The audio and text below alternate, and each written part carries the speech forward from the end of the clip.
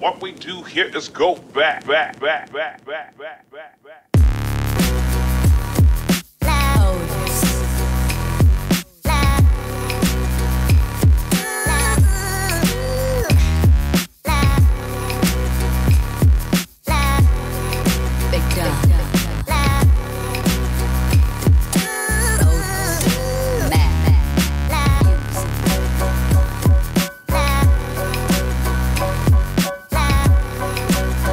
Hey guys, and welcome back.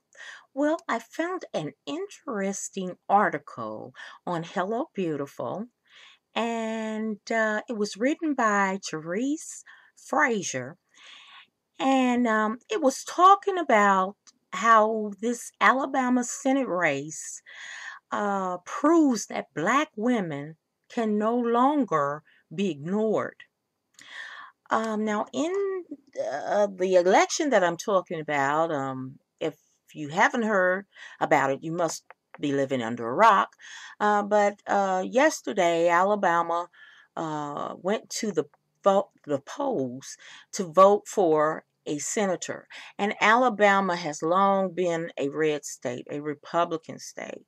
But last night, a Democrat, Doug Jones, he won over Roy Moore, the Republican. And as they did the voting analysis, a lot of that was contributed to an overwhelming 98% for Jones. Black women voted. It shows that Black women went to the poll like they never have before. Now, his running mate, Doug Jones' running mate, Roy Moore, in November, several women came forward to accuse him of sexual assault, sexual misconduct of underage teens. And he would not, even people of his same party, Republicans, were telling him to step down, but he went on anyway. And what makes this so interesting is that, a lot of people say, well, I mean, this guy had came out, Roy Moore, and women had came out and accusing him of being a pedophile, and even people in the state that he was brought up in, they were saying, everybody knew about him being a pedophile and liking young teenage girls. And even so, it was not a long shot. It was Doug Jones won 2% over what Roy Moore winning by Roy Moore. But that tells us that Black women of Alabama arrived at the polling centers, pacing spaces where their ancestors' backs cracked, where they bled, where they were raped, where they fought, where they cried, and where they died to secure another stunning feat for the Republic. Now, some walked by the churches that sustained them, where 54 years ago, 4 girls who looked like them were wiped away in a bomb blast fueled by hate, where dogs and police and water streams rained down on them in the fight for equality. On Tuesday night, they destined for home in Silos without any knowledge that they had yet again secured the victory. So, this win is not only for, Democrats. This win is for Black women. You cannot, and it shows that the political foes who never cared about the Black vote at all, much less the women Black vote, that you cannot run over us. We are here And we're not going to stand for it. We're not going to sit at home and say, oh, we didn't make it. And last night and today, there have been yet tweets and political commentaries began the parade. Thank you, Black women. They shouted and cried. Now, Tom Perez, he sent out a tweet today, and he said, let me be clear. We won in Alabama and Virginia because hashtag Black women led us to victory. Black women are the backbone of the Democratic Party, and we can't take that for granted, period. Well said, well said. So, I tell you, it's a wonderful day. And, a lot of people are saying, oh, well, what are they so excited for? And da, da, da. It still shows that it's more hate in Alabama because, the white people came out in number and still voted for Roy Moore, where you would have thought he wouldn't have gotten one vote. And he lost because of 2% of the vote.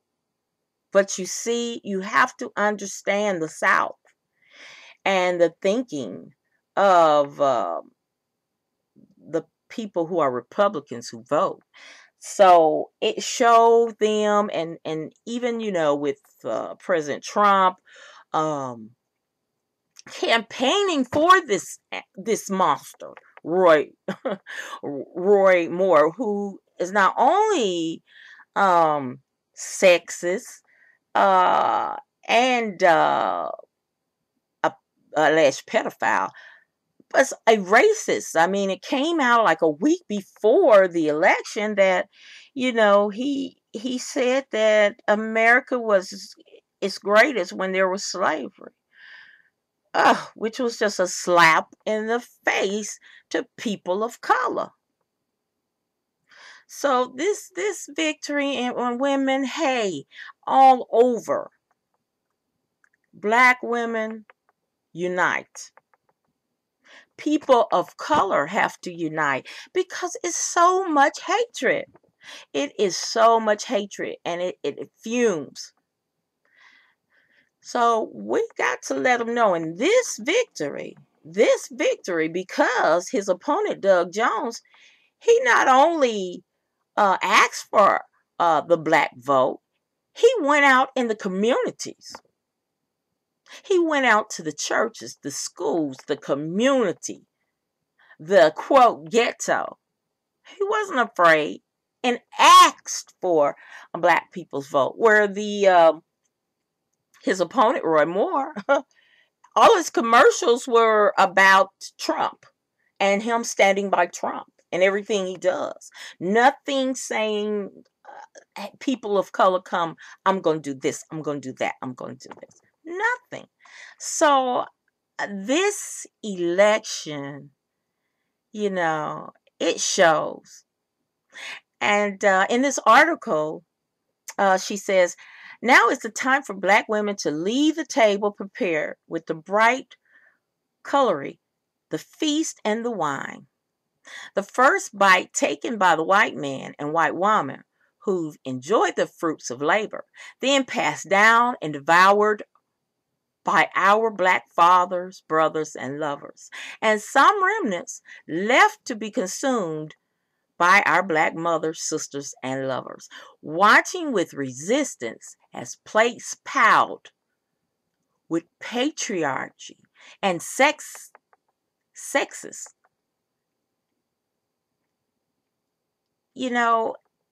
and the righteous indignation are passed around. Black women will no longer do this for you.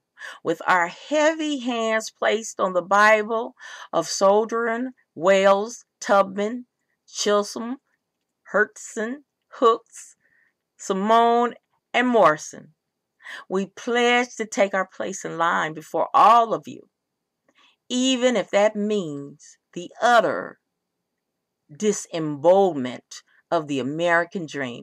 This place that we call the United States of America.